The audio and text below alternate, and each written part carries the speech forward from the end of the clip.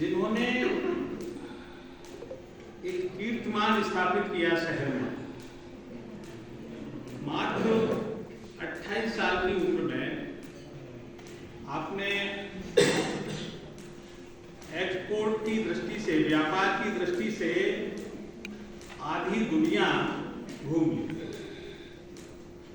रोम, Italy, Germany, France, London, काहिरा, मिस्र, सऊदी अरब, दुबई और तमाम देश। आप बताएंगे केवल 91 में जब एज आपकी रही केवल 28 वर्ष, आप सोचिए कितना साहस और कितनी हिम्मत का काम कि दूसरे देशों में जहां कभी नहीं गए और वहां जाके अपने को, अपने शहर को से परिचय कराना और उन लोगों से एक्सपोर्ट करने के लिए ऑर्डर्स लेना। भाषा की दिक्कत, अननोन वातावरण और ऐसी जगह जाके इतना बड़ा काम। उस समय फ्लाइट का भी इतने एयरपोर्ट भी नहीं थे, बहुत कम साधन थे। बैठ जाइए, आप लोग इधर आ जाइए, कुछ बच्चों को आगे आओ, आगे बस आगे आओ।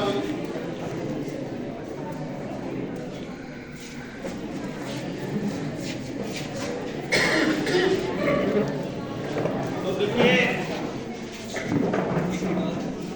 आप सबकी तरफ से, इस एसआर के कॉलेज परिवार की तरफ से, अपने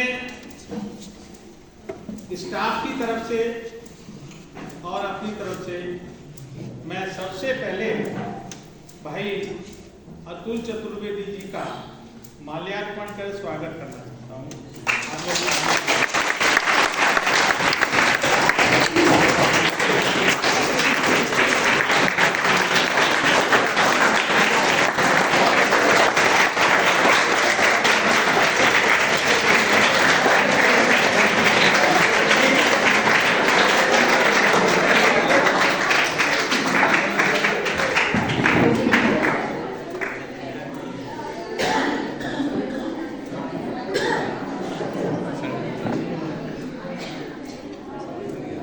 अपने हैं, अपने बीच के हैं,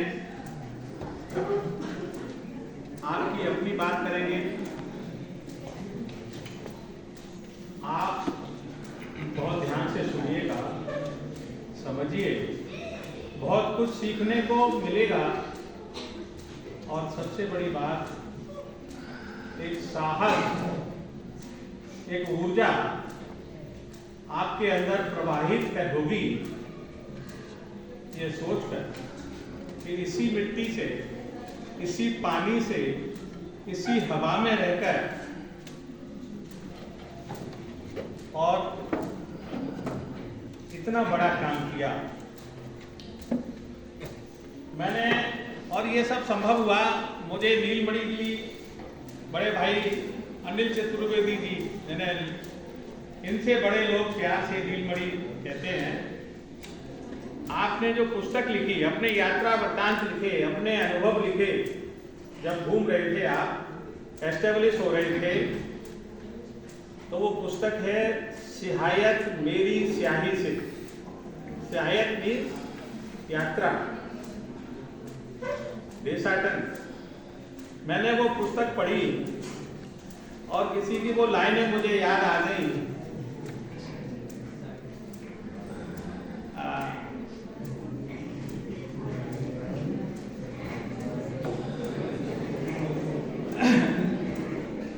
दुनिया जो घूमने की चीज है वो यंग एज की, जवानी की है। सैर कर दुनिया की गाफिल, सैर कर दुनिया की गाफिल, ये जवानी फिर कहाँ, जिंदगानी फिर कहाँ, और जिंदगानी फिर रही तो ये जवानी फिर कहाँ।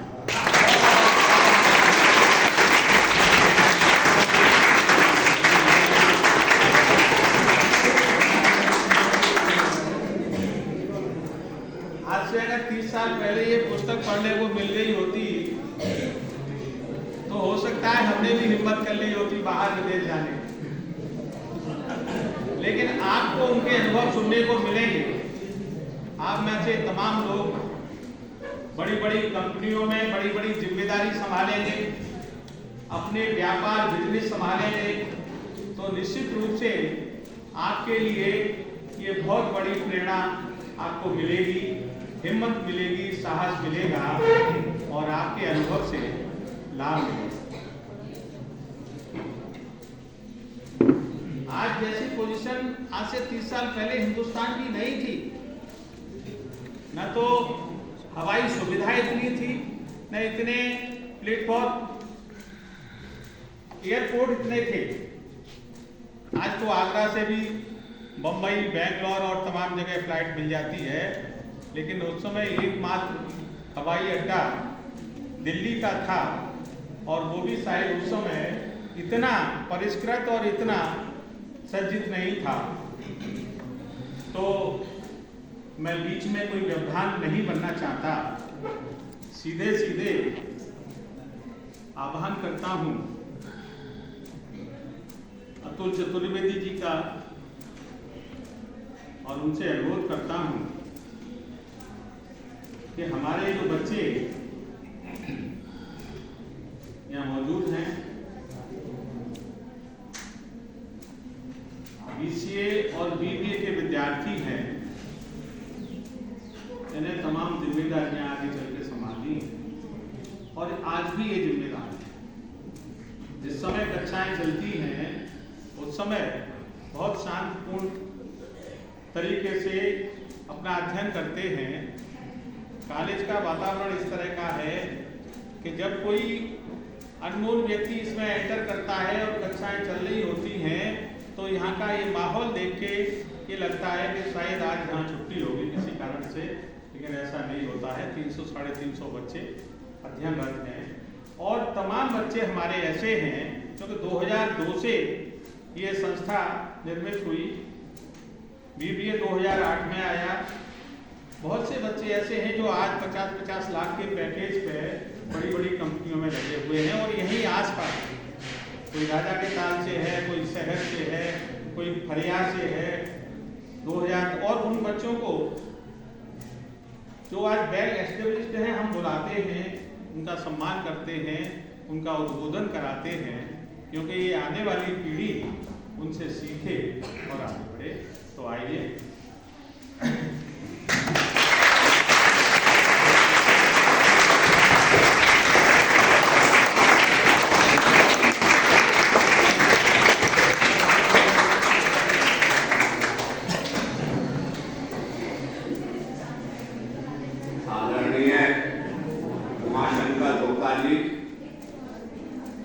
नीलमणि भाई साहब, अरविंद जी, अतुल जी, शिवम तिवारी जी और मेरे युवा साथियों, सबसे पहले तो प्रसन्नता इसी बात की है कि आप सारी दुनिया हो आई है, लेकिन अगर अपने घर में कुछ लोग और आदरणीय head of the department Sharma ji, Lahiri madam और स्टाफ एंड टीचर्स, सबसे अच्छा तभी लगता है कि जब अपने घर के लोगों से आप कुछ बात करने का मौका मिले। वैसे तो इस तरह से मतलब मुझे तो यही चीज लग रही है कि आज से पहले जब भी कभी मैं किसी क्लासरूम में जाता था तो उसी जगह बैठता था। क्लासरूम में पहली बार इधर खड़ा हुआ हूं। आप लोगों से जो सर ने परिचय कराया और आपसे बातचीत करने की जो मेरी इच्छा है वो सबसे पहले किस वजह से है वो जानिए। फिर मैं अपनी यात्रा का किस्सा आपको बताऊंगा और थोड़ी आपसे बातचीत हुई प्रश्न उत्तर के फॉर्म में, या जैसे आप चाहेंगे वो भी करना चाहूंगा। मेरी शिक्षा दीक्षा 5वीं क्लास के बाद फिरोजाबाद की नहीं है, और ग्रेजुएशन पोस्ट ग्रेजुएशन मैंने इलाहाबाद यूनिवर्सिटी से किया था। बहरहाल पढ़ने के बाद मैंने सिविल सर्विसेज में 1984-85 में हाथ आजमाया एंड फाइनली लैंडेड बैक अपने फैमिली बिजनेस में। फिरोजाबाद में हम लोगों का ये 1925 से और 2025 आ गया 100 साल पुराना कारोबार है। आके हम भी घर के कारोबार में बैठ गए तो कुछ 7-6 महीने में ये समझ में आया कि इसमें हम ये ऑटो मोड पर है, हमारे फादर उसे देख रहे हैं, हमारे करने को उसमें कुछ हमको स्कोप नहीं दिखा। एक दूसरी चीज जो दिमाग में चल रही थी कि हम लोगों का जो शहर है, हम लोग फॉर्चुनेट हैं कि यहाँ जॉब स्केर्सिटी कम है, इन द सेंस कि यहाँ पर इंडस्ट्री है, इंडस्ट्री से रिलेटेड फिर बहुत से रोजगार के साधन हो जाते हैं। लेकिन जहां मैं इलाहाबाद पढ़ता था वहां पर पूरे हिंदुस्तान से बच्चे आते थे नौकरी की तलाश में, खास तौर से सरकारी नौकरियों की तलाश में। आईएएस, आईपीएस, फॉरेन सर्विस के इम्तिहानों से लेके पीसीएस और उसके अलावा अनेकों इम्तिहान, डॉक्टरी, इंजीनियरिंग तो होता ही है। तो ये समझ में आया कि सरकारी नौकरियों में खास तौर से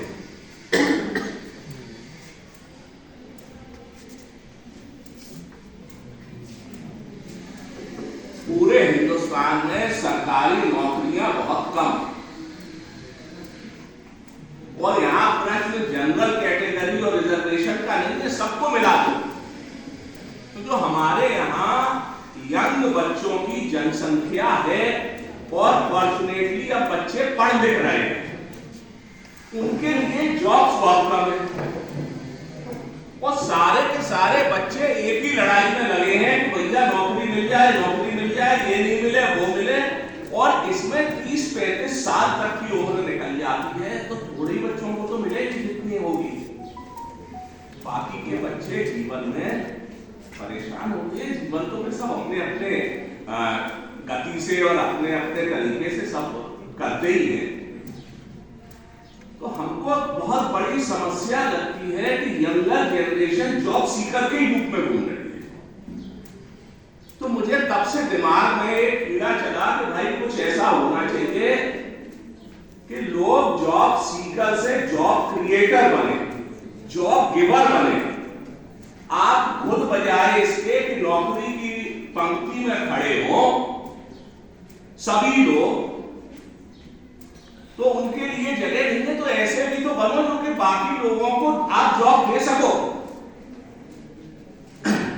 तो जॉब देने के लिए अब आप लोग तो काबिल पढ़ाई कर रहे हो, बीबीए की, बीसीए की, तो आप जानते हो कि जॉब के लिए सबसे पहली चीज है एंटरप्रेन्योरशिप। आपके मन में तो भावना हो, आपको ये कोई बताए समझाए कि नहीं यू कैन डू इट। जो लोग भी कोई काम करते हैं वो 2 हाथ और 2 पैर के ही होते हैं, कोई अनोखे नहीं होते। तो हम सिर्फ नौकरी के लिए क्यों लड़े, हम नौकरी देने वाले भी बन सकते हैं। एक मन में ये विचार भी था इस किताब को लिखने के पीछे, और मुझे लगा कि ये किताब पढ़ के अगर 2-4-10 बच्चे भी ऐसे हुए जो कि इस जनरेशन में जॉब सीकर से जॉब गिवर की पोजीशन में प्रेरित होकर पहुंचते हैं, तो मेरा किताब लिखना मैं सफल मानूंगा। अब आता हूं उस कहानी पर जो इस किताब में है। जैसा मैंने आप लोगों से जिक्र किया कि मैं यहाँ आया, मुझे लगा कि इस काम में करने को मेरा कोई कंट्रीब्यूट करने को यूटिलिटी नहीं है, तो कुछ नया करें। नया करें तो भाई क्या करें? तो हमने अपने मामा जी से और कुछ लोगों से सुन रखा था कि विदेश का व्यापार, एक्सपोर्ट व्यापार एक बहुत बड़ा व्यापार है। मैं किस जमाने की बात कर रहा हूं कि फिरोजाबाद में जो टेली आप लोगों ने तो देखे भी नहीं होंगे कि फोन उठाओगे, डायल करना और बटन दबाना नहीं, मोबाइल तो छोड़ दो, फोन उठाओ, फिर ऑपरेटर कहेगा नंबर प्लीज, फिर आप कहोगे ये नंबर मिला दो, फिर वो मिल गया तो मिल गया, और बाहर कई बात होना तो बहुत ही कठिन काम था। और ये ईमेल फैक्स वगैरह तो यहाँ थे ही नहीं। तो मन में ये तो आया कि एक्सपोर्ट करें, कहां करें और क्या करें, क्योंकि यहां से एक्सपोर्ट होगा। हम लोगों के शहर के लोगों का एक्सपोजर बहुत लिमिटेड, बहुत कम था। तो हमने नीलमणि भाई साहब यहाँ बैठे हैं और इन्हीं के एक कजिन हैं अखिल चतुर्वेदी जी, वो ट्रैवल इंडस्ट्री से जुड़े हैं, वो दिल्ली रहते हैं। तो नीलमणि भाई साहब के साथ तो कागज वागज तैयार कराए कि कैसे इनवॉइस बनेगी, ऑर्डर काय पर देंगे, क्या होगा। और अखिल भाई साहब से कहा कि भाई साहब विदेश जाना है, हमारी यात्रा का टिकट कराओ। कहां जाना है हमें तो मालूम ही नहीं है कि कहां जाना है और क्या बेचना है। तो जो मैंने अपने जिंदगी में पढ़ाई के दौरान शहरों के नाम सुने थे, देशों के नाम सुने थे, एक हमारी आइटिनरी, यात्रा का परिपथ बनाया। दिल्ली से दुबई, दुबई से दोहा, दोहा से बहरीन, ये मिडिल ईस्टर्न कंट्रीज हो गए, दोहा कतर में है, अबू धाबी, बहरीन से इजिप्ट, इजिप्ट में काहिरा और शहर, फिर England, France, Switzerland, Germany, Italy, Belgium, Holland वगैरह। अब दूसरा सवाल ये हुआ कि टिकट तो हो गया भाई, बेचेंगे क्या। तो फिरोजाबाद में केवल एक चीज बेचने की समझ में आई कि इंपीरियल ग्लास पुराना शैंडिलियर का काम होता था, उनसे शैंडिलियर की फोटो ले ली और फिर बनारस से बीट्स, आगरा का पत्थर, मुरादाबाद अलीगढ़ से पीतल का सामान, फर्रुखाबाद में अब काम कम हो गया है ना के बराबर, पहले सिल्क का बहुत काम था तो सिल्क के स्कार्फ बनेगा। ये करीब 62-65 किलो सामान लाद के और हम सैंपल लेके निकल गए। शायद आप लोगों ने पढ़ी हो ना पढ़ी हो तो ढूंढ के नेट पे पढ़ना, रूसी लोक कथाएं। रूसी लोक कथा में एक डायलॉग आता है, जाओ वहां न जाने कहां और लाओ उसे न जाने किसे। ये ऐसा ही हमारा हाल था, मालूम नहीं कहां जा रहे हो, क्या करने जा रहे हैं। जब पहुंचे, जब हमारा पहला कदम हमने दुबई, मतलब वीसा वगैरह तमाम फॉर्मेलिटीज थी, उस जमाने में फॉरेन करेंसी की बहुत दिक्कत थी, तो वो सोच सिफारिश लगवा के सब करके जैसे तैसे फॉरेन करेंसी ली, जिससे कि जाने के लिए तो पैसे के बिना बाहर कैसे काम करोगे, अपना रुपया तो चल नहीं रहा। तो दुबई में मैंने पैर रखा तो पहली बार मेरी समझ में आया कि हम लोग तो इस दुनिया से परिचित ही नहीं। आज तो आप लोग यूट्यूब और रील्स का जमाना है, सारी दुनिया मुट्ठी में है, but once upon a time कुछ अपन को पता ही नहीं। बड़े बड़े बिल्डिंग, बड़े बड़े मॉल्स हैं, तमाम चीजें। अब वहां जब हम अरबी शेखों के पास गए तो हमसे बात करने को तैयार नहीं कि हिंदुस्तान से आए हो भाई, यहाँ का माल अच्छा नहीं होता। होम डेकोर के आइटम थे। बहरहाल प्रयास किया, दुबई में $800 का एक ऑर्डर मिला। कुछ इंटरेस्टिंग चीज ये है और जो सीखते हो आप कि जब मैं बहरीन गया तो आप लोग सरप्राइज होते कि मुझे अंधा व्यापारी मिला। वो हाथ से छू के मोती पहचान लेते थे कांच के और ऐसे ऑर्डर देते थे और करोड़ों रुपए का व्यापार करते थे। जब हम दोहा पहुंचे, कतर में दोहा वहां की राजधानी है, वहां एक अरबी शेख से मुलाकात हुई। उसने मुझे ऑर्डर दिया और उससे मेरी इतनी घनिष्ठता हो गई कि देखिए, ना हम लोगों का कल्चर एक था, ना हम लोगों की भाषा एक थी, लेकिन उससे मेरे दोस्ताना संबंध ऐसे हुए कि उसने व्यापार तो किया ही। आज भी अगर हमारे बच्चे भी जाएं तो उनके ठहरने की व्यवस्था, उनको गेस्ट के रूप में रखना, सब वही करते हैं। ये बात मैं क्यों बता रहा हूँ, जब आप अपने घर से निकलते हैं सबसे पहले, तो आप अपने घर की विरासत के राजदूत होते हैं, एम्बेसडर होते हैं। आप घर से निकले, स्कूल में आए, किसी सोसाइटी में गए, तो आपकी बातचीत, आचार व्यवहार ये बताता है कि आपके घर में, आपका घर वालों ने क्या कल्चर दिया है, कैसा पालन पोषण किया है। जब आप अपने स्कूल कॉलेज से निकलते हो और बड़ी दुनिया में और जाते हो, तो ये मालूम पड़ता है कि वो स्कूल कॉलेज कैसा था, वहां के शिक्षक कैसे थे, वहां का एनवायरनमेंट कैसा था, उन्होंने आपको कैसी तालीम दी है, जिससे कि आप, तभी तो होता है कि आप करते हो।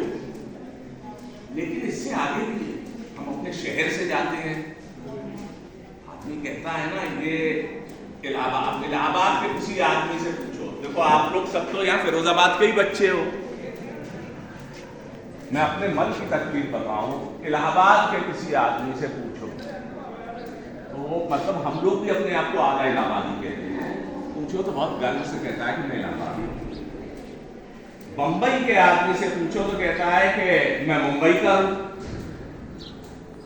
मैं अपना, फिर हम तो फिरोजाबाद के हैं, तो हमें तो फिरोजाबाद ऐसा बनाना है कि बाहर कहीं जाए तो हम लोग गर्व से कह सकें कि भैया हम फिरोजाबादी हैं, और उसको कोई हंसी ना बनाए। और कौन बनाएगा? आप जैसी यंग जनरेशन बनाएगी।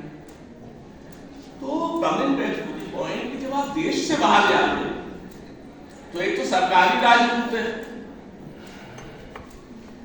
जिसने IFS का इम्तिहान पास किया और वो वहां पे एम्बेसडर हो गया। लेकिन जो लोग जाते हो, हम आप व्यापारी हैं, चाहे पर्यटक हैं, हम आप भी अपने देश के राजदूत होते हैं, हम बताते हैं हमारा कल्चर कैसा है, और वहां से क्या देखते हैं वो लोग अपने देश का बता रहे हैं।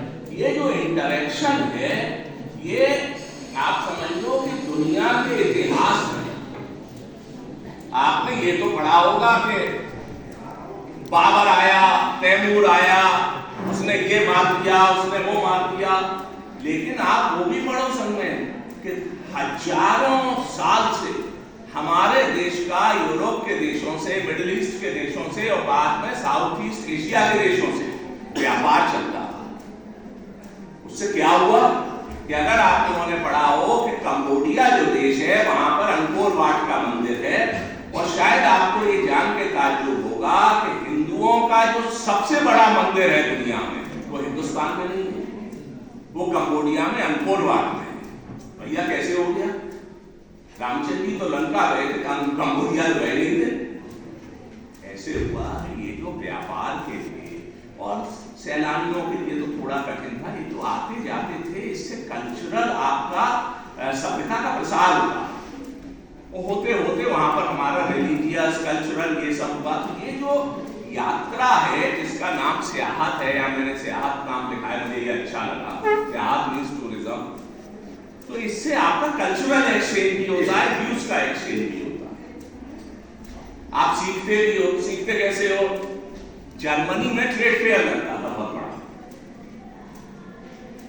ट्रेड फेयर में हम गए, हमारे पास सैंपल बहुत अच्छे अच्छे थे, ऑर्डर भी मिले, एक व्यापारी बहुत बड़ा था,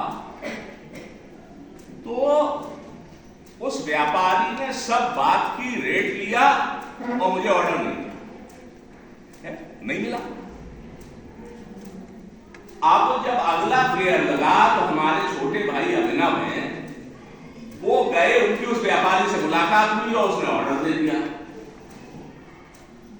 फिर उसने कहा कि last time your brother came here but I did not place any order. मैंने कहा भाई हमारे भाई को आपने ऑर्डर क्यों नहीं दिया? उसने कहा कि हमारे छोटे भाई ने पूछा कि अगर हमारे प्रोडक्ट अच्छे नहीं थे तो आपने हमें क्यों ऑर्डर दे दिया? उससे थोड़ा दोस्ताना सा हो गया। उसने कहा आपके भाई जब आए तो वो सूट पहने थे, टाई बांधे थे और पैर में स्पोर्ट शूज पहने थे। ये होम डेकोर और फैशन का बिजनेस है। अगर आदमी को इस बात की तमीज नहीं है कि सूट के साथ स्पोर्ट शूज नहीं पहने जाएंगे तो मुझको नहीं लगता कि वो संभल के व्यापार कर पाएंगे, तो मैंने ऑर्डर नहीं दिया। ये बात अलग है कि मेरे पैर में तकलीफ थी, मैं इसलिए पहना, लेकिन ये एक सीख है कि आप किस काम को, आप लोग BBA BCA कर रहे हो, कल आपका कहीं इंटरव्यू होगा, कहीं आप बड़े किसी कंपनी में जाके या अपनी कंपनी खोलोगे, वहां बात करोगे, तो मेरा बताने का मतलब ये है कि आपका बात तो बाद में, मुंह तो बाद में खुलेगा ना। सबसे पहले तो शक्ल दिखेगी कि भैया कपड़े ठीक से पहने हैं, प्रॉपरली ड्रेस्ड हैं, ये सब चीजें भी इस बिजनेस की दुनिया में मैटर करती हैं।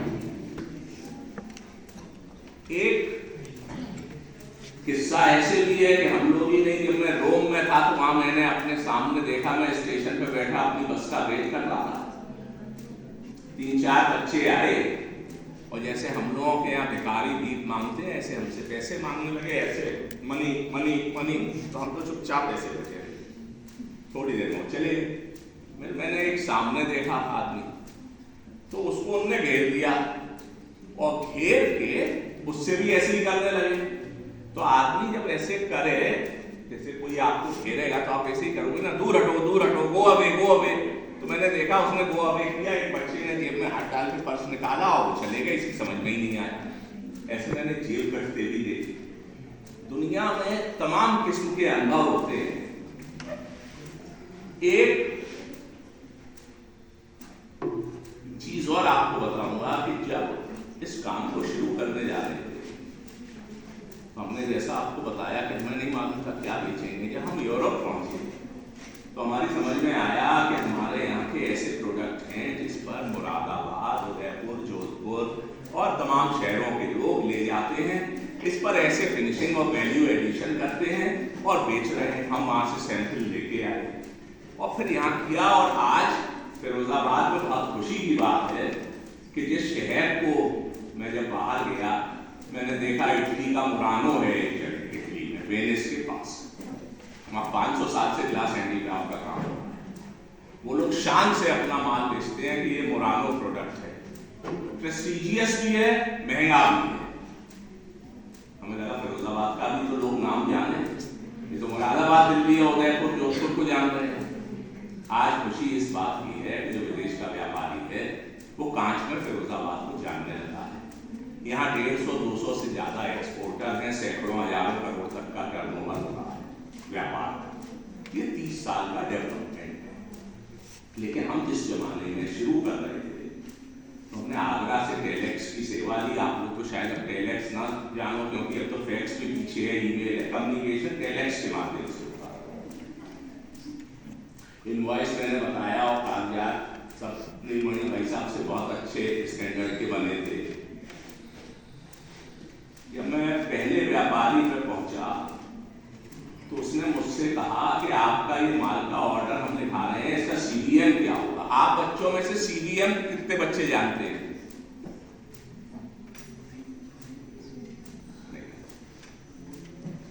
कोई बात नहीं, हमारे साथ भी ऐसा ही हुआ। तो हमारा तो विदेश में हुआ था, यहाँ तो घर में बात हो गई। CVM किसी भी चीज के क्यूबिक मीटर में उसका कितना माल आएगा उसको कहते हैं। CVM क्यूबिक मीटर में उसका क्या हुआ, हम तो जानते ही नहीं थे। और अपने घर पे किससे पूछे, यहाँ तो जैसे आज आपकी क्लास है वैसे पूरा फिरोजाबाद था, कोई नहीं जानता। इंटरनेट नहीं था कि ढूंढ लो, शर्म के मारे व्यापारी से पूछ नहीं सकते थे। तो व्यापारी से कहा अच्छा CVM हम लौट के आपको कैलकुलेट करके पता करके बताएंगे। कैलकुलेशन नहीं, पता करके बताएंगे। पता किया मतलब ये जानकारी का लेवल था। माल बनेगा कैसे, पैक होगा, पैक होगा तो पानी के जहाज में कैसे चढ़ेगा, कैसे हम व्यापारी से कहेंगे कि तुम्हारा माल बन गया, और ये तमाम एक एक सीढ़ी। आज ये चीजें बहुत आसान लगती हैं, बट जब आप खुद सबसे आगे बढ़ के वो सीढ़ियां चढ़ रहे हो तो थोड़ा कठिन है। लेकिन ये समय बीत गया, फिर मन में ब्लॉग 2016-17 में मैंने ब्लॉग के रूप में लिखना शुरू किया, तो लोगों को लिखना पसंद आया। तो हमको ऐसा लगा कि नहीं भाई, इसको एक किताब का रूप दें, बात ज्यादा लोगों तक पहुंचाएं।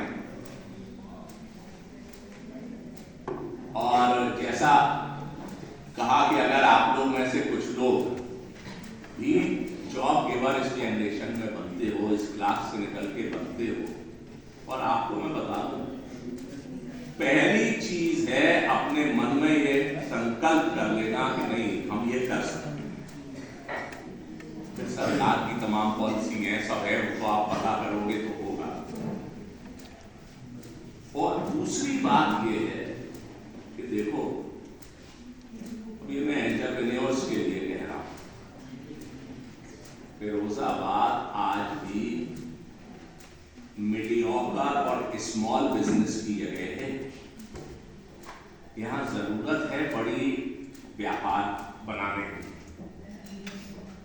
उसके लिए विजन होना चाहिए, फिर इच्छा शक्ति होना चाहिए, और फिर साधन संसाधन तो जुड़ते चले जाते हैं।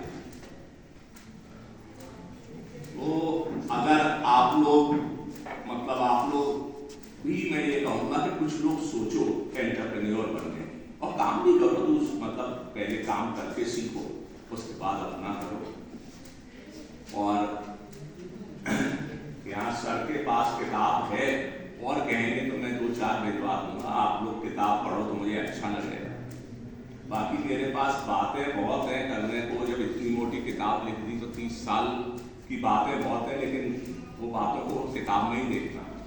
मैं ये जरूर चाहूंगा कि अगर आप लोगों को मेरी बातों से कुछ ऐसा इंटरेस्ट जगा तो आप मुझसे प्रश्न पूछो, कुछ जानना चाहो व्यापार के बारे में या यात्रा के बारे में, देश के बारे में या विदेश के बारे में, तो हम आपके सामने हाजिर हैं।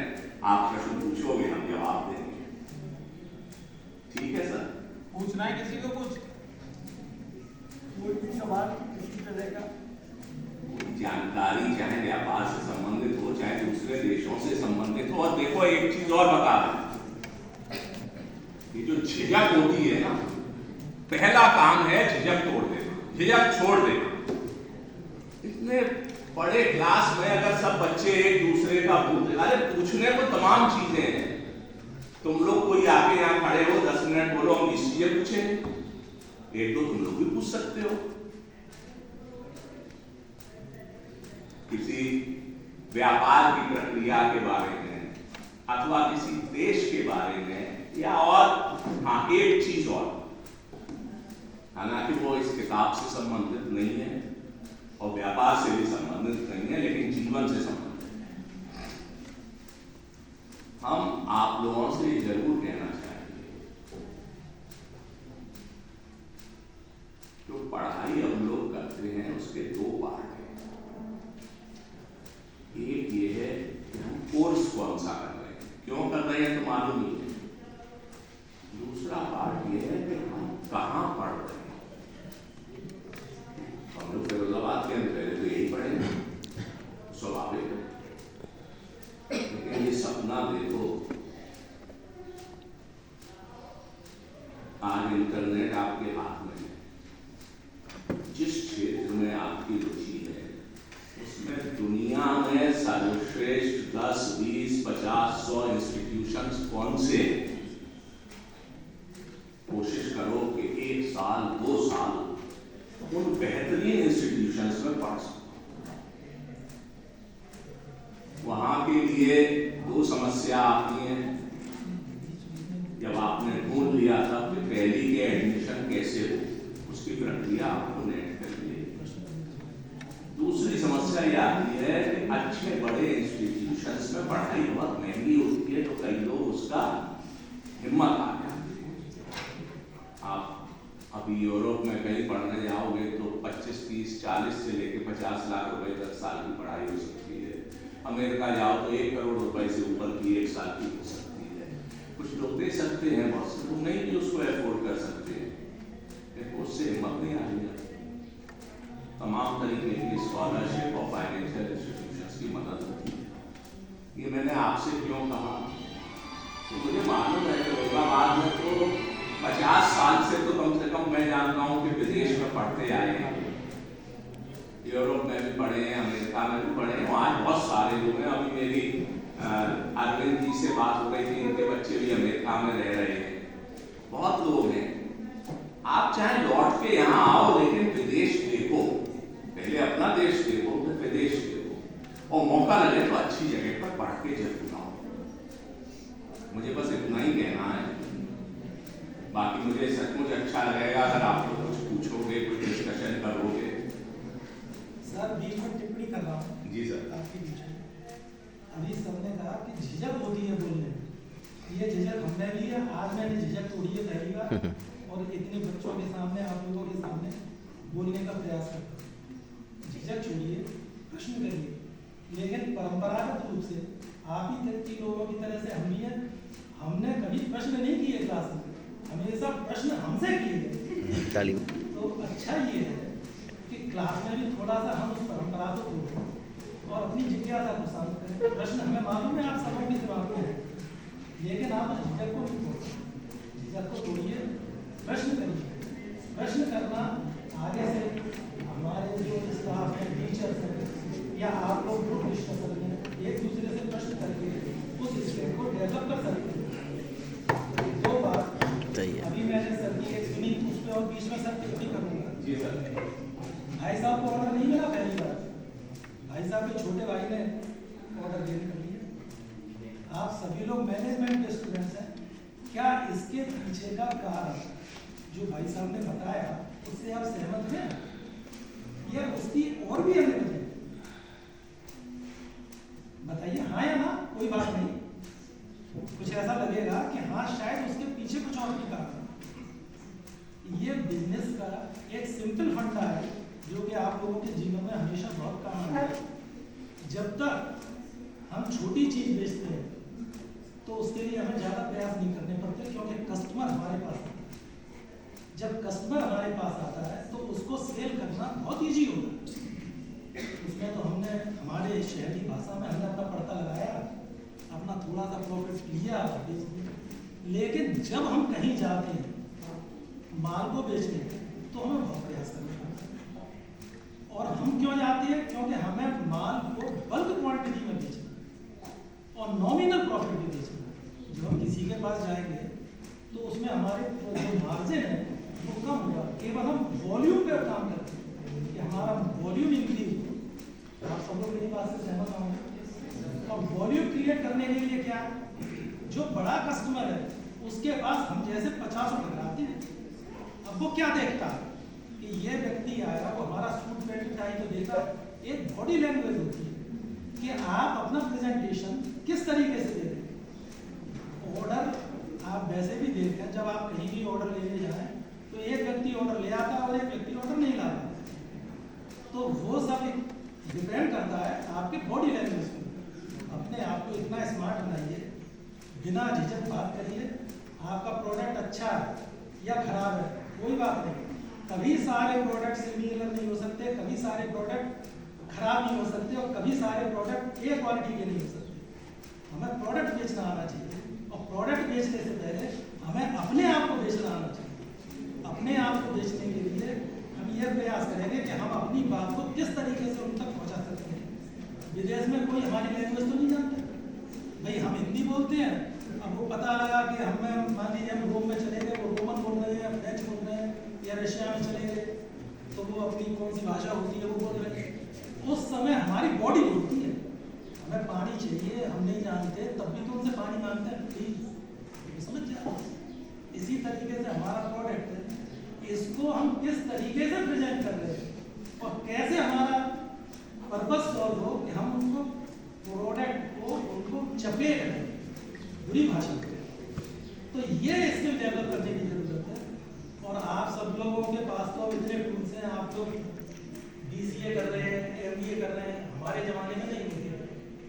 हमको स्किल डेवलप करनी पड़ी और वही स्किल हम जैसे छोटे लोगों के हाथों से कुछ बड़े लोगों ने धीमे धीमे उनके अनुभव को सुन के उसे लिपिबद्ध किया और आप लोगों को ट्रेन कर। भाई साहब की बातों का सार ढूंढिए और उस पर आगे बढ़िए।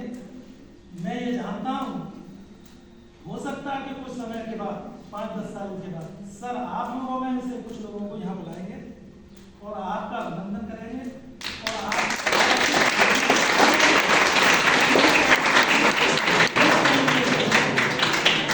किस तरीके से अपने अपने बढ़ाएंगे। देखिए सर ने कई देशों के नाम लिए, रोम, इटली, लंदन, पेरिस, पेरिस, दोहा, कतर। इन देशों के बारे में कुछ पूछिए। आप कुछ पूछना चाह रहे थे? हाँ, पहले अपना नाम बताइए। Sir my name is Harshvardhan, मेरा नाम हर्षवर्धन है और मैं बेसिकली अभी मेरा बीबीए खत्म होने वाला तो मैं बिजनेस ही एक्चुअली स्टार्ट करूँ, बट मुझे कुछ एक जानना है कि देखिए अब जैसे मैं हूँ या कोई एक बालक ही मान लीजिए उदाहरण मैं हर्षवर्धन सर। हाँ तो मैं बेसिकली मैं सर से पूछना चाहता हूँ कि अगर कोई एक बच्चा है जो मतलब जो फ्रेंडली एनवायरनमेंट में नहीं रहा, ज़्यादा जीन में गया या फिर ज़्यादा अपने आपको पर्सनैलिटी वो डेवलप नहीं कर पाया या फिर वो शो ऑफ नहीं कर पाया, अपने प्रेजेंट नहीं कर पाया दुनिया के सामने, तो वो फिर वो क्षमता नहीं ला पाया, तो वो क्षमता लाएगा कैसे, वो झिझक कैसे निकालेगा और अपने सामने बोलने की। या अगर हम इंटरनेशनल बिजनेस की बात करें तो इंटरनेशनल बिजनेस में वो अगर डायरेक्टली घुसता है जैसे ऑनलाइन के द्वारा घुसता है तो वो कैसे अपने आप को प्रेजेंट कर पाएगा और झिझक अपने निकाल पाएगा। बहुत अच्छा प्रश्न है इनका हर्ष का, और ये वो समस्या है जिससे अपन सब लोग जूझते हैं, झिझक वाली। क्योंकि भाई हम लोग ऐसे है ना कि जब आप तालाब की मछली और समुद्र में कूद जाएगी तो टाइम लगेगा, लेकिन पहली चीज जो है ना वो अपने अंदर की इच्छा शक्ति है। पहले हमको ये करना है, अपने मन को मजबूत करना है कि क्योंकि ये आप समझो कि life is very tough. Mummy papa हमारे जो होते हैं या घर में और लोग हैं वो तो बहुत प्यार लाड करते हैं, फिर मान लो आप और फ्रेंडली एनवायरनमेंट में हो, स्कूल कॉलेज में हो, टीचर है, फ्रेंड्स है, पर जैसे जैसे आप आगे बढ़ते हो तो कंपटीशन बढ़ता है, तो आपको पहली चीज अपने अंदर ये इच्छा शक्ति पैदा करनी पड़ेगी कि नहीं मुझे करना ही है। अब ऐसा थोड़ी हुआ कि उसने पहली बार में मुझे जूते की वजह से ऑर्डर नहीं दिया तो मैं दोबारा गया नहीं, और उससे ऐसा हो गया वो बाद में हमारे यहाँ भी आया। ऐसे ही अभी मैं इसका उत्तर दूंगा कि कैसे करें ऑनलाइन पर, ऐसे झिझक के उसमें बता रहा हूँ किस्सा। क्या हुआ कि हम जर्मनी में एक जगह हाइडेलबर्ग, 1991 में हम हाइडेलबर्ग में शुरू में ये था कि भाई पैसे बचाने होते थे तो हम इस्कॉन के मेंबर बने और उनके इस्कॉन के गेस्ट हाउस पर गए। इंटरेस्ट ये था कि एक बार मेंबरशिप लाइफ की ले ली है तो रुकने के पैसे नहीं लगने और खाने के पैसे नहीं लगने। तो दिन भर काम करके आए, वहां पहुंचे तो वहां तो साधु सन्यासी लोग, उनके इस्कॉन के हरे रामा हरे कृष्णा वाले होते हैं वो लोग थे। तो हमारा इंटरेस्ट ये था कि अब थके आगे आए कोई खाना मिले और सोए। तो उनके यहाँ जो रेस्टोरेंट का खाना बनता है वही उनके गेस्ट को मिलता है।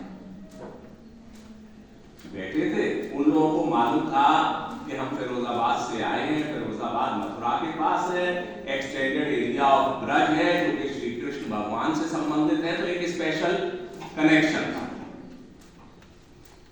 खाना आया, खाने में चावल था, दाल थी और चीजें थी, भूख लगी थी, हमने दाल चावल मिलाया और उठाया। अब उठा के खाने को थे तो उसमें से एक साधु बोला कि आप तो, मतलब मैं हिंदी में बता रहा हूँ कि सतोई साहब आप तो ब्रज से हैं, आज तो एकादशी है, एकादशी को तो चावल खाते नहीं है। अब ऐसे में अब हम क्या करें, यहां तक तो आगे आए, क्या किया जाए? तो हमने उससे कहा कि भाई देखो हम हैं गृहस्थ आदमी, शादीशुदा हैं, कि तुम सन्यासियों पे लागू होता है, हम लोग एग्जम्प्टेड हैं क्योंकि हम बहुत कुछ कर नहीं सकते। ये जो झिझक है ये तोड़नी पड़ेगी, नहीं तो नहीं खाते चावल, भूखे रहते। दूसरा जो ऑनलाइन का आप कह रहे हो, देखो internet online is very confusing. Online की अच्छी चीजें भी हैं तो उसकी एक बहुत बड़ी कमी है, और ये बहुत अच्छा प्रश्न इसीलिए है कि ऑनलाइन पे सबने अपनी दुकान खोली हुई है। अब आपने वो दुकान में देख लिया, ये भी देख लिया कि क्या बेच रहा है, लेकिन आपके पास ये पता करने का कोई साधन नहीं है कि सचमुच कौन सी वाली दुकान का माल बिक रहा है, क्या चीज बिक रही है। खाली ऑनलाइन से आप उसका तरीका क्या है कि अगर शुरू में आप करना चाहते हो तो एक अपना ऑनलाइन कैटलॉग आपको अंदाज से बनाना पड़ेगा, या मेहनत करनी पड़ेगी कि सपोज आप अगर फिरोजाबाद जैसे प्रोडक्ट बेचना चाहते हो तो आप जो ट्रेड फेयर लगता है या तो वहां जाओ या यहाँ के कुछ कारखानों में जाओ, देखो बन क्या रहा है। वो बन रहा है उस तरह की, क्योंकि जो बन रहा है वो बिकने को बन रहा है। देखो चूड़ी जो बनती है वो बनती है तब बिकती है, बोतलें और जार जो बनते हैं वो बनते हैं तब बिकते हैं। होम डेकोर जो बनता है वो पहले बिकता है तब बनता है एक्सपोर्ट में।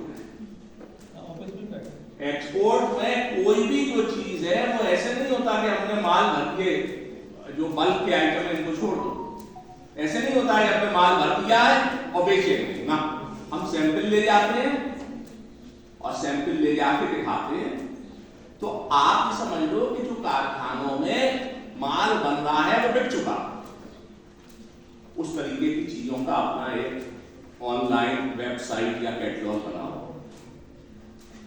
कस्टमर्स की खोज करने के लिए अलग अलग साइट हैं, ज्यादा पैसे मत बर्बाद करो उसमें। आपको अलग अलग जगह ढूंढोगे, चैम्बर ऑफ कॉमर्स के, एक्सपोर्ट प्रमोशन काउंसिल जैसे हम लोगों के होती है और देशों में भी ऐसे हैं, उस तरह के कस्टमर ढूंढने के इंटरनेट पे तमाम एल्गोरिदम है, उससे ढूंढो, उनको मेल करो अपना एक बढ़िया सा इंट्रोडक्शन। आप तो चैट जीपीटी वगैरह सब है, इंट्रोडक्शन बहुत अच्छा बन जाएगा। अच्छा इंट्रोडक्शन बनाओ, उन लोगों को अपना कैटलॉग भेजो, फिर वो रिस्पॉन्ड करेंगे। और माल सस्ता मत बेचना, कभी नुकसान खा जाओगे शुरू में।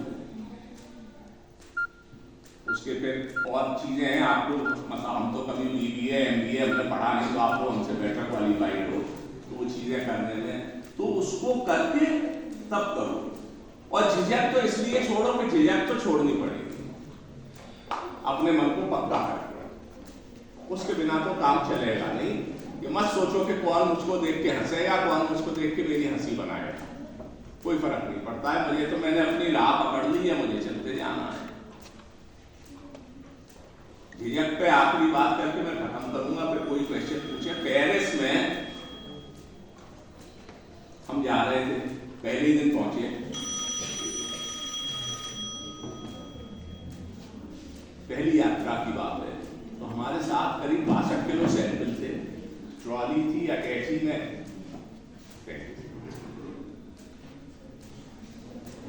में पहिए हैं, बैग में पहिए हैं, एक कैमरा भी है, तमाम किस्म का सामान हो एक ट्रॉली पे। तो वहां पर पेरिस में, रोम में, जो पुराने शहर हैं उनमें जो अंदर की उनकी सड़कें या गलियां हैं वो हम लोग जैसी डाबर की चिकनी ना होके पत्थर के टुकड़ों के, उस पर खड़खड़ खड़खड़ करके हम ट्रॉली चला रहे थे, उसका पहिया टूट गया। और उसमें भी क्या हुआ कि हमको जाना था, आप ऐसे समझ लो कि यहाँ से हनुमान जी के मंदिर की तरफ जाना है, और हम उस गली में चले गए हैं इधर दूसरी तरफ डाकखाने की तरफ। वहां जाके हमारी ट्रॉली का पहिया टूट गया। हम उस 62 किलो सामान, कोई बैग है, कोई अटैची है, वहां पेरिस की सड़क पर खड़े हैं, किसी को जानते नहीं, भाषा जानते नहीं, क्या करें? आखिर में कैसे भी ये भी मालूम पड़ गया कि गलत रास्ते पर आ गए, तो जाना दूसरी तरफ है। तो फिर हमने अपना सामान उठाया, अटैची पर बैग और सब चीज करके सिर पर लादा 62 किलो सामान। तो जो एक्सपोर्टर बनने गया था वो पहले पोर्टर बन गया पेरिस में। अब हम वहां झिझक करते रहते, कुछ करते रहते, तो भैया कौन हमारी मदद को आ रहा, झिझक से काम तो छोड़नी पड़ेगी। बहरहाल आप लोगों से बात करके मुझे, मतलब बात तो क्या, हम ही बोलते रहे हैं, एक हर्ष ने ही प्रश्न पूछा है, और कोई है वहाँ की जो अच्छाई आपने ली, वहाँ क्या चाहेंगे आप यहाँ पे भारत में? देखिए, अच्छाई पे दो बात। पहला किस्सा ये है कि पहली बार में हमको पेरिस के एक व्यापारी ने ऑर्डर दिया, एक क्रिस्टल का घोड़ा आता है, वो कि इंटरनेट पे खूब आराम से मिलेगा, अब तो हो सकता है गुरुद्वारे के पास भी बिक रहा हो। वो 2 पैर पे खड़ा है घोड़ा और 2 पैर उसके ऐसे हवा में, वो बनाने का ऑर्डर मिला, और उसकी गर्दन पर नीले और हरे बाल। तो करीब अब ये हम टेक्निकल चीजें इसलिए बता रहे हैं कि अल्टीमेटली भाई आप लोग फिरोजाबाद के हो तो और जगहों के हिसाब से तो बेहतर ही समझो। वो करीब 750 ग्राम से लेके 1 किलो के बीच का घोड़ा बनना था और उसमें ऐसे समझ लो कि अगर 750 ग्राम का घोड़ा है तो उसमें 50 ग्राम रंगीन बाल लगने हैं। तो जो अपन भट्टी होती है, पॉट की भट्टी होती है, 4 पॉट 250 किलो के, अब तो 400 किलो के भी यहाँ पॉट होने लगे। 250 किलो का आपने 4 पॉट भरे, तब एक रंगीन का पॉट भरोगे तब वो होगा। और जो कारीगर बनाते थे तो कारीगरों कहते साहब ये घोड़ा हम नहीं बना पाएंगे, हम फैक्स वगैरह था नहीं, मोबाइल था नहीं, व्यापारी रुका हुआ था दिल्ली, अगले दिन भाग के वापस दिल्ली गए। उससे कहा भैया ये तो नहीं बन पाएगा। तो उसने कहा खाली गर्दन ऐसे समझ, पहले ये घोड़ा ये है, अब इसलिए खाली गर्दन है, ये गर्दन आई, ये मुंह निकला हुआ है, या पीछे बाल लगे, उन्हें ये कहा। वापस आए, अब समझो कि 4 पॉट सफेद के हो गया 1000 किलो और 250 किलो माल है कलर 1250 किलो में। और जो एक पॉट में कारीगरों की 8-9 से लेके 12 लोगों की यहाँ सेट कहलाती है, एक ग्रुप समझ लो, टीम कह लो जो काम करती है, वो थी। तो वो हमारी करीब 12 लोगों की जगह 30-32 लोगों ने काम किया और सुबह से शाम तक में एक्सपोर्टेबल 25-50 घोड़े बना लिए। बहुत बड़ी बात है, यानी मैक्सिमम उस 1250 किलो में 50 किलो एक्सपोर्टेबल था। ठीक है, हमारे रेट ऐसे थे कि उसमें नुकसान नहीं था, लेकिन आप सोचो 1250 किलो में हम 50 किलो माल पैक कर पा रहे थे और हमें लगा कि हमने तो जंग जीत ली, तीर मार दिया। कुछ सालों बाद हम इटली में वेनिस के पास वो मुरानो जो हमने आप लोगों से जिक्र किया और जिसका कांच में इंटरेस्ट हो, इंटरनेट में मुरानो MURANO इसको ढूंढना, वहां का कांच जरूर देखो। मुरानो गए, इस हॉल से 1/3 में उनकी फैक्ट्री थी, एक तरफ एक पॉट लगा है और उन्होंने ऐसे स्टेडियम जैसा होता है, सीढ़ियां सी बना रखी हैं, लोग आए देखें। एक आदमी हेड लगाए, सिगरेट पीता हुआ आया, उसने भट्टी में से ऐसे कांच निकाला और वो तो 4 टांग का घोड़ा जो हमारे यहाँ कारीगर बना नहीं पाए थे, उसने 15 मिनट में बना दिया। वो स्किल होती है। हमारे फिरोजाबाद में कारीगर बहुत अच्छे हैं, सिखाने वाले नहीं, स्किल डेवलपमेंट 0 है। जो चीजें 1925 में हमारे बाप दादे बना रहे थे, भट्टियों में थोड़ा फर्क है, टेक्नोलॉजी में थोड़ा फर्क है, लेकिन दुनिया बहुत आगे है। इसीलिए हम लोग आज भी जो कांच बेचते हैं होम डेकोर में, उसको कलर करके, हाथ से घिस के, ग्राइंड करके, उस पर सिल्वर पॉलिश करके बेचते हैं, बिकॉज हमारी कांच की क्वालिटी इंटरनेशनल स्टैंडर्ड की आज भी नहीं। हम वैसे आर्टिफैक्ट्स, वैसी चीजें नहीं बना पाते हैं क्योंकि हमारे यहाँ आज भी कारीगरों को स्किल ट्रेनिंग देने की व्यवस्था नहीं। तो जो भाई साहब ने पूछा कि अच्छी चीज क्या है, अभी फिरोजाबाद को उसकी जरूरत है। और ये और ध्यान रखना, फिरोजाबाद में कांच का काम क्यों शुरू हुआ, आप लोग बताओ। फिर कांच का जो रॉ मटेरियल है वो एक तो रेता होता है, यानी सैंड, सिलिका सैंड।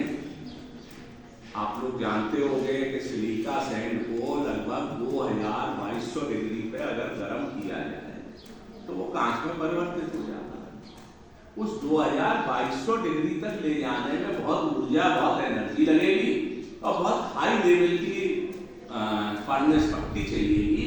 तो उस मेल्टिंग पॉइंट को कम लाने को उसमें कुछ केमिकल मिलाए जाते हैं, जिसमें मुख्य केमिकल है सोडा एच। तो वही कांच 850-900 तक चलता है रेता और 1200-1400 डिग्री तक रिफाइन हो जाता है। ये हमने आपको एक संक्षेप में बता दिया। अब बात इस चीज की है कि ये हम लोग सब कर ले रहे हैं, लेकिन रेता बाहर से आता है, सोडा बाहर से आता है, जितने केमिकल है कोई फिरोजाबाद में बनते नहीं है। हाँ, अब पिछले 25-30 साल से यहाँ गैस आ गई है, नेचुरल गैस, जिससे हमारी भट्टी चलती है। नहीं तो पहले वो ईंधन भी बाहर से आता था और गैस यहाँ चलती है, गैस दूसरी जगह भी जा सकती है।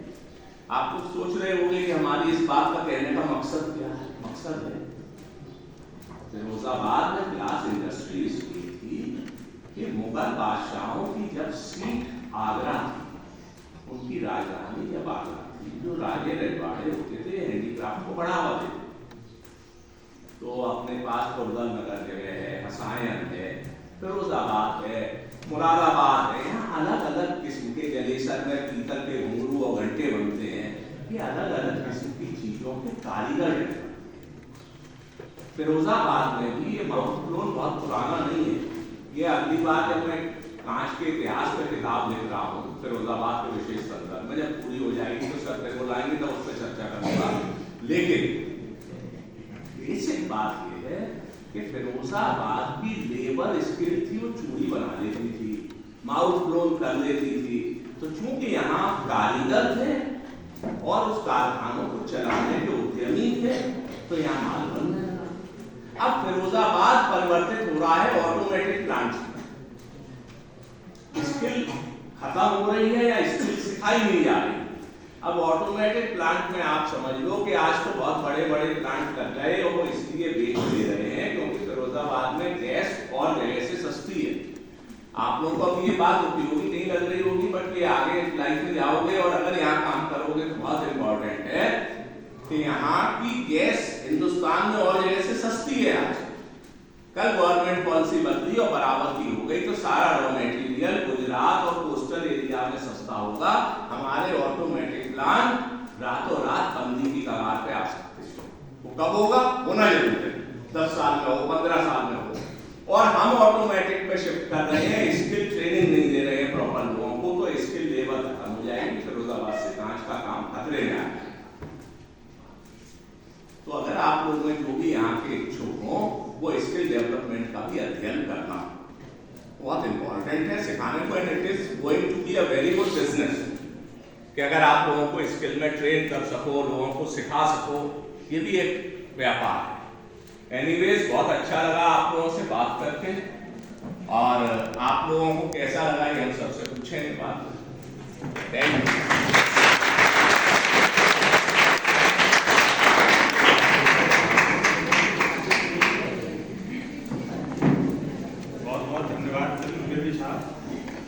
आपने अपने बेशकीमती अनुभव हमारे बच्चों के साथ साझा किए, और मैं समझता हूँ कि आपके इस वक्तव्य से काफ़ी कुछ सीखने को मिला। आपकी किताब में कई जगह आया है हार नहीं माना, राग नहीं। अटल बिहारी वाजपेयी की कविता है, उसकी लाइन है, राग नहीं ठानूंगा और हार नहीं माना। तो ऐसे कई जगह इस तरह के प्रकरण आए आपकी इस यात्रा में, जहां आपने हार नहीं मानी और कामयाब। आर्डर लेने की जहां तक बात है, बचपन में एक टेसू और झेली का जो खेल होता था, उसमें टेसू की तरफ से कहा कि टेसू अटर करें, टेसू बटर करें और टेसू लेके ही करें। तो टेसू बन जाओ। तुम कोई राजकुमार नहीं हो, कहीं के बादशाह नहीं हो, अपनी औकात पहचान लोगे तो झिझक दूर हो जाए। हमारी कोई क्या बेइज्जती करेगा, हमारी कोई बहुत बड़ी इज्जत थोड़ी तो बेइज्जती कर देगा। और दूसरी बात, पेरिस में हो और पेरिस में कोई तुम्हारी बेइज्जती कर भी दे, तो चांटे भी मार दे, तो फिरोजाबाद में तुम्हारे दोस्तों को किसको पता है कि किसके है? LIC का एजेंट होता है। LIC का एजेंट जो LIC की पॉलिसी बेच लेगा, वो दुनिया में कुछ भी बेच सकता है। देखिए, केवल डर बेच देता है वो, डर आपको डरा के पैसे ले लेता है। तो जब आप कोई काम करने जाते हैं तो सबसे पहले तो एक दृढ़ इच्छा शक्ति होनी चाहिए कि हमको ये काम करना है। और मैंने आपकी जो किताब पढ़ी है उसमें देखा है कि उसी दृढ़ इच्छा शक्ति की वजह से आप कामयाब हो, नहीं तो एक दो बार में ही हेलो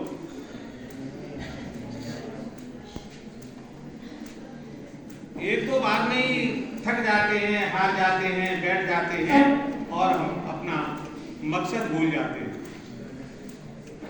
तो दो लाइनें हैं,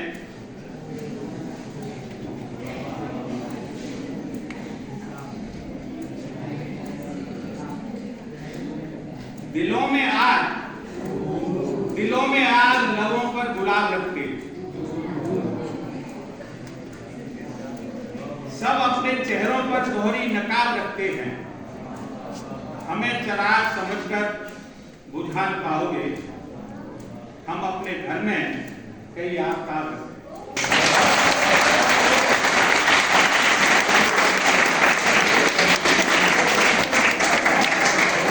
मैं धन्यवाद देना चाहूंगा नीलमणि भाई साहब को कि उन्होंने एक ऐसी हस्ती से परिचय कराया। हमें भी फिरोजाबाद में रहते 45 साल हो गए, आपको तो कुछ ज्यादा ही हो गए, लेकिन परिचय नहीं हुआ। इत्तेफाक होता है, संयोग होता है और माध्यम होता है। तो उस माध्यम को भी मेरा आभार।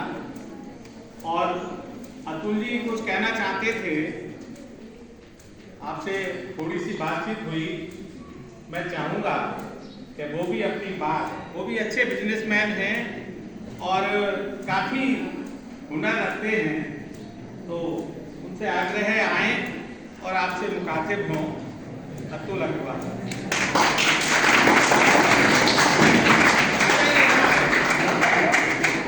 मैं आज भी अपनी झिझक को दूर नहीं कर पाया हूँ। अगर आप लोगों की अनुमति हो तो थोड़ा सा यहाँ से बोलने का साहस कर सकता हूँ। वहाँ तक जाने मेरी ताकत थोड़ी सी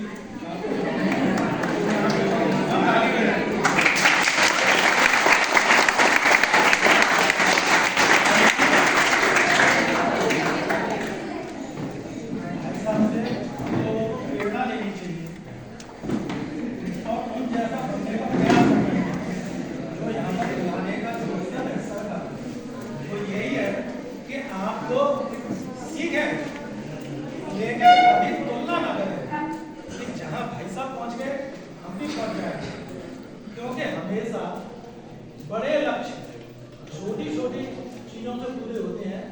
कोई भी व्यक्ति इतना क्षमतावान नहीं है हनुमान जी की तरह है जो एक बार में समुद्र को लाभ करना ही है। जैसे आपका भी प्रश्न था कि हम क्या करें, हम नहीं जानते, लेकिन आप ये क्यों नहीं सोचते कि हम भी कुछ जानते हैं। आप कुछ तो जानते हैं, उन चीजों की लिस्ट बनाइए, थोड़ी थोड़ी दूर चलिए, फिर रेस्ट करिए। जब वहां तक आप ट्रेंड हो जाएंगे तो आगे की चीजें ऑटोमेटिकली आप जिनके साथ डील कर रहे हैं वो आपको सिखाएंगे। हमेशा जो आप उससे सीखते हैं उससे ज़्यादा आपके क्लाइंट्स, आपके कस्टमर और आपका समाज और उस जगह की जरूरतें आपको सिखाती हैं। तो उन चीज़ों के लिए वो आप निश्चित रूप से सीखेंगे, लेकिन मन में ये दृढ़ प्रतिज्ञा जब तक आप नहीं करेंगे कि मुझे आगे बढ़ना है, सबसे पहला प्रयास आपको करना होगा।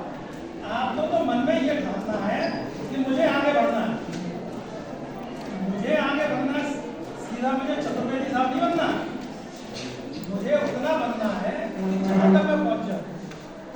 आप उस काम को करिए।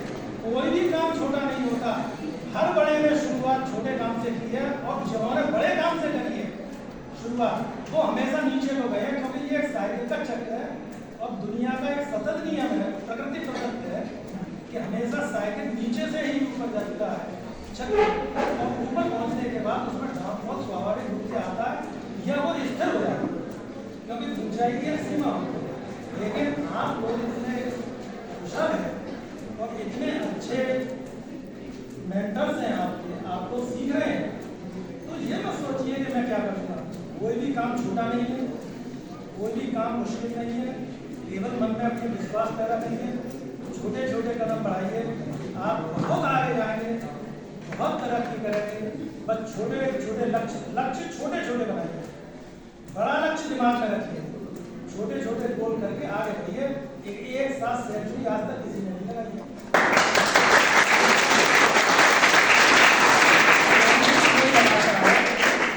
जब लोग 2 बार 3 बार 0 पे आउट होता है। असफलता कोई ऐसी चीज नहीं है कि जिससे हम हार माने। असफलता तो हमें सिखाती है, तो उस पर आप विचार करें कि हम क्यों असफल हुए। हरवंश राय जी की भी बच्चन की एक कविता है, उसकी एक बीच की पंक्तियां हैं वो मुझे बहुत पसंद है। असफलता एक चुनौती है, इसे स्वीकार करो। क्या कमी रह गई देखो और सुधार करो।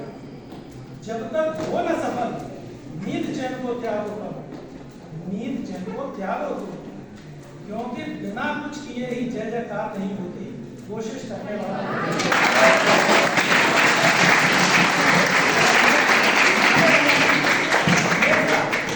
नई पीढ़ी ने हमेशा पीछे की पीढ़ी को बीट लिया है और उम्मीद करते हैं आप हम सब लोगों को बीट करें। इससे ज्यादा गर्व की हमारे लिए कोई बात नहीं है।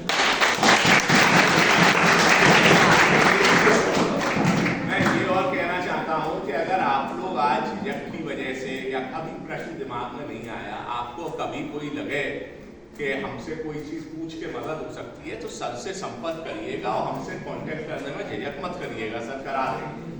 और बाकी यहाँ हमें बुलाने को सर का, नीलमणि भाई साहब का, आप लोगों का, यहाँ के स्टाफ का, टीचर्स का बहुत आभार।